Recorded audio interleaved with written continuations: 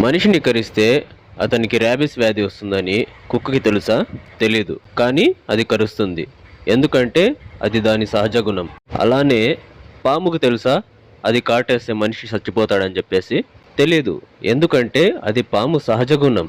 అలాగే తేలుకి తెలుసా అది కుడితే ప్రమాదం అని చెప్పేసి? తెలీదు. కాకపోతే అది దాని సహజ గుణం.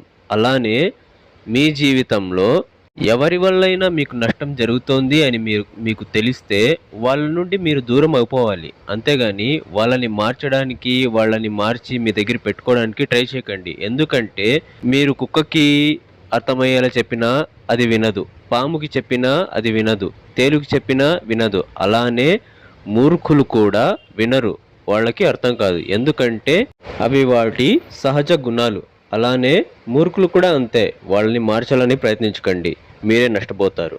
మీకు అర్థమైందని అనుకుంటా.